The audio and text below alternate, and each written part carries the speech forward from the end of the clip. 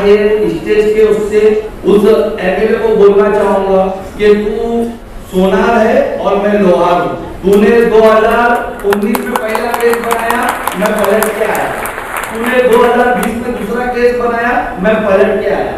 तूने 2021 में मुझे तड़ीपार करवाया, मैं पलट के आया। तूने 2022 में मुझे जेल भिजवाया, मैं पलट के आया। लेकिन मैं वादा करता हूं कि 2024 में मैं तुझे रिटर्न करूंगा और तू पलट नहीं पाएगा।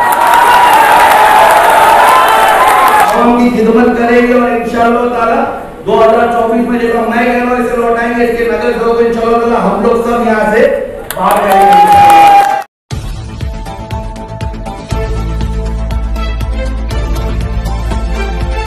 You are watching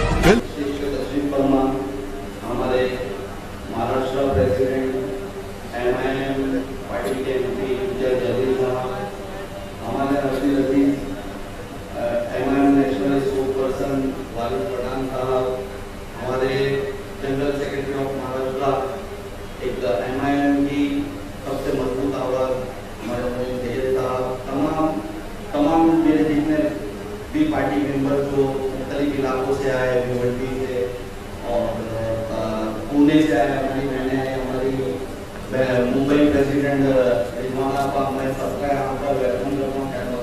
अस्सलाम वालेकुम रहमतुल्लाहि व बरकातहू। भाई बहुत कुछ बोलना था मुझे, बहुत सी बातें थी, लेकिन वक्त बहुत कम है। मैं थोड़ा मेरे पर्सनल कुछ इशूज की वजह से, जैसे अभी वालिद प्रधान साहब ने कहा, मैं पहले आप लोगों से सबसे रिक्वेस्ट करता हूँ थोड़ा मेरे बच्चे के लिए दुआ करिए। उसकी तबीयत थोड़ा खराब है, अल्लाह उसे शिफा करे और वो जल्द मौका से घर आ जाए। मैं यहाँ पर बहुत कम अल्फाजों में भी अपनी बात रखता हूँ, क्योंकि हम सब यहाँ जमा हुए इम्तियाज जलील साहब को सुनने, पूरा मुमरा उनका वेट कर रहा था।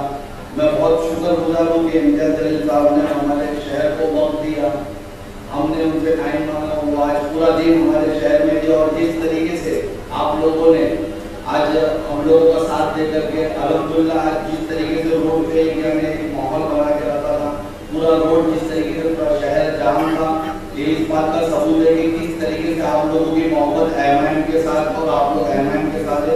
मैं उसके लिए भी आप तमाम लोगों का शुक्रिया अदा करता हूँ।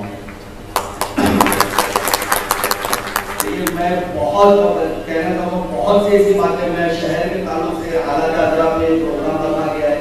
मैं दुनिया के हालात तो ठीक, हिंदुस्तान के हालात तो ठीक, मैं शहर के हालात में बहुत कुछ बोलना चाहता था। किस तरीके से आज हमारे शहर को लूटा जा रहा है, हमारे शहर में किस तरीके से हमारे ही कौम के बच्चे को कुछ यानी बाहर से आए हुए लोग उसके स्कूलों में पहुंच जाते और उनको मना कर देते कि हम उनको यहाँ नहीं पढ़ने देंगे। अगर आप मुसलमान के बच्चे आपको पढ़ना है तो बोले आप उम्र के वो हिस्से पे जाए, आप हमारे गांव के हिस्से पे नहीं आ सकते।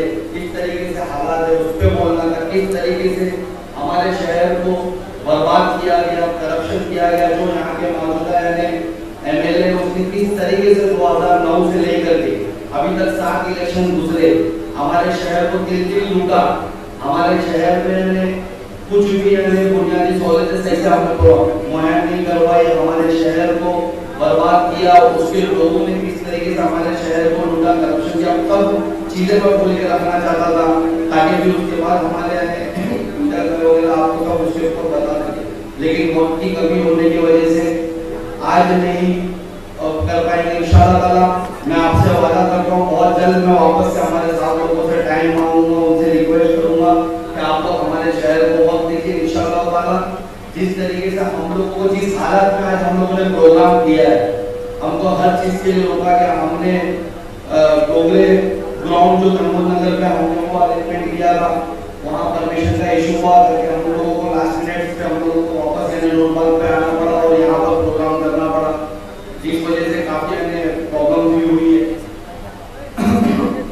तो ये के लिए काम मैं वापस से आपसे टाइम चाहूंगा कि आप शहर को टाइम दे के जो प्लेस बदली और जिस तरीके से बदला तो बहुत कुछ मुझे डिफरेंस दिख रहा है। इसका जो लोग चाहते थे वो करने की कोशिश करें, लेकिन हमारी मुमरा की आवाम ने फिर जो आकर के यहाँ पर अपना मोहब्बत का सबूत तो दिया, लेकिन वो तादाद नहीं हम दिया। मैं मेरी बातों को दादा ने थोड़ा भी जैसा मेरे भाई ने कहा यहाँ पर कि किस तरीके से सैफ पठान को बहुत सी चीजें आप लोगों को पता नहीं, मैं चाहता था तफसील से बताऊं कि किस तरीके से जो यहाँ के मौजूदा एमएलए है उसने जिस तरीके से कोशिश और अपने आप को बड़ा लीडर समझता और जिस तरीके से उसने कोशिश किया मुझे हमारी पार्टी को हमारी टीम को डराने की कोशिश की, मुझ पे केसेस बनाए। तो उसने 2020 में मुझ पे पहला केस बनाया और उसके शहर के लोगों ने उसके पार्टी के लोगों ने पूरे शहर में ये कहा कि 2020 में जब केस बना कि अब सैफ पठान नहीं आने वाला, अब यहाँ पर पार्टी को क्यों देखिएगा क्या होगा, लेकिन मैं वापस पलट के आया। 2021 आया, फिर उसने मुझ पे दूसरा केस बनाया, फिर मुझे शहर से लॉकडाउन पीरियड में मुझे शहर से बाहर जाना पड़ा, मेरी मेल वगैरह के चलते फिर मैं 25 दिन बाहर रहा। उस टाइम पे भी लोगों ने कहा कि अब सैफ पठान नहीं आएगा, अल्हम्दुलिल्लाह मेरे अल्लाह ने मुझे लौटाया।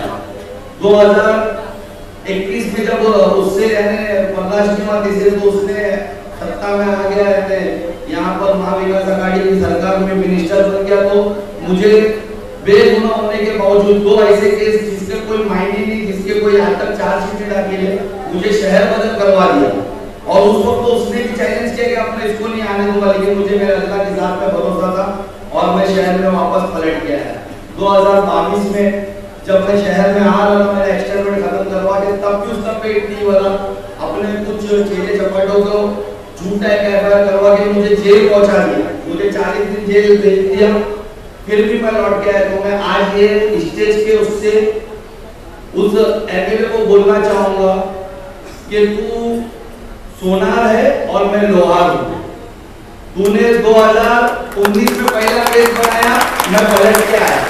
तूने 2020 में दूसरा केस बनाया, मैं पलट के आया। तूने 2021 में मुझे तड़ीपार करवाया, मैं पलट के आया।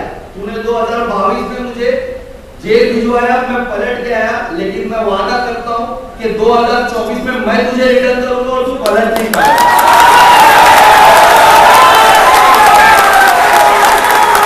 ये एक सोनार को एक लोहार का और हमारे पार्टी के हमारे इंजन साहब का जिस तरीके से हम देखते हैं कि पूरे हिंदुस्तान में आप देखते होंगे कि इम्तियाज भाई एक ऐसे मुस्लिम एमपी है जिन्हें आज पूरा हिंदुस्तान कहता है कि हमारे एमपी है जो हमारे हक के लिए लड़ते। आप देखते होंगे 24 घंटा 24/7 आज कोई अगर रोड पे एमपी होने के बावजूद कोई अगर बिना चप्पल रोड पे निकल जाता है मजलूमों के साथ उनकी आवाज सुन करके, तो मुझे फख्र है कि वो हमारे एमपी इम्तियाज जलील साहब है। और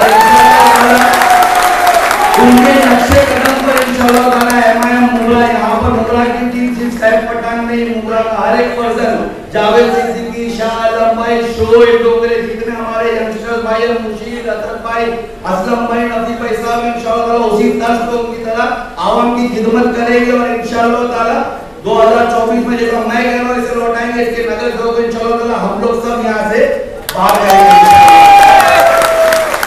बस मेरी बात को बहुत कम वक्त है, इम्तियाज जलील साहब को सब सुनना है। मैं खुद चाहता था कि वो 9 बजे से 10 बजे तक तकरीर करें, उनकी भी तबीयत ठीक नहीं थी, फिर भी बहुत कम वक्त बचा है। अभी इंशाअल्लाह ताला उन्हें सुनते इंशाअल्लाह बहुत जल्दी वापस से एक बड़ा जलसा रख करके इंशाअल्लाह एमआईएम की मुगला की टीम यानी आप लोगों के सामने आएगी। और इंशाअल्लाह जिस तरीके से आपने अभी आज रैली हुई, हमारे 3-4 ऑफिस नहीं ओपन हुई, बाकी ऑफिसों पे हमारे एमपी साहब ने हम लोगों का हौसला बढ़ाया कि पार्टी के ऑफिस शहर में खुली थी, सब ऑफिसों को उन्होंने विजिट किया। आज भी वो जमीन पे रह करके कहीं पैदल चल करके, कहीं बाइक से, कहीं गाड़ी से, तो कहीं फिर पैदल चल करके वो पहुंचे, अपनी तबीयत खराब होने के लोगों से मुलाकात की, अपनी मोहब्बत लोगों को दिखाई। मैं उसके लिए शुक्रगुजार और शुक्रिया अदा करता हूँ और मेरी बातों को यही खत्म करता हूँ। अल्लाह।